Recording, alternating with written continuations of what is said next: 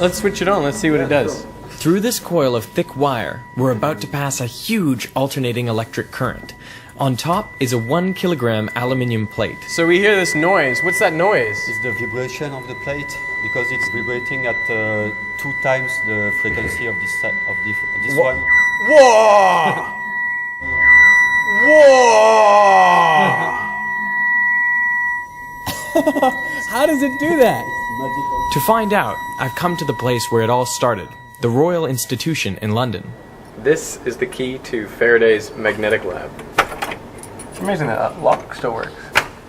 From the 1870s onwards it became a storeroom, which is why it survived, and it survived intact, all the joinery, giant electromagnet, exactly the same as Faraday So this is exactly as Faraday would have had. That's right, yep. In Faraday's time, it was known that electric current creates a magnetic field, but it remained an open question whether the reverse is possible, if a magnetic field could generate electric current. Faraday answered this question with his most famous apparatus. Faraday's electromagnetic induction ring, which is this. In August 1831, Faraday wrapped 2 coils of insulated wire around this iron ring. But in 1831, you could not go down to your local electrical hardware shop and ask for 600 meters of insulated wire. You had to insulate the wire as you went, and so as you pushed and pulled the wire out of the ring, you had to insulate it. It takes 10 working days, which is a huge investment of time. But the investment paid off. When Faraday connected a battery to one of the coils, he saw a brief pulse of current in the other coil.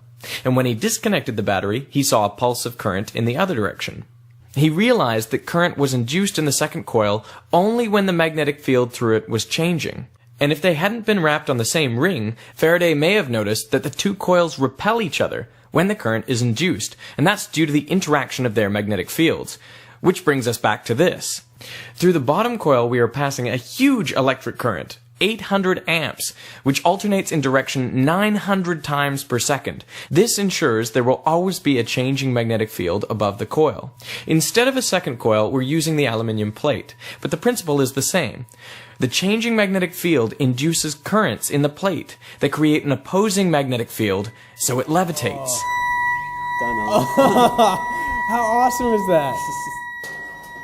This current is not only good for levitating the plate, it can also make light bulbs glow. A gift. Oh, thank you. Oh, that is cool. Not too close because it will burn the arms. Can I put it there? Yep. And just as current in a toaster element heats it up, the induced current in the plate dissipates its energy as heat. Put some water too. Thank you. Yeah, to see the temperature. Check out how hot this plate is. Oh, that is nuts. Is this your favorite demo? It's like a flying barbecue or something. Tell me this is not the best dinner table centerpiece. It levitates, it gives you light, and you can cook on it. And all the while, you're demonstrating Faraday's law of electromagnetic induction.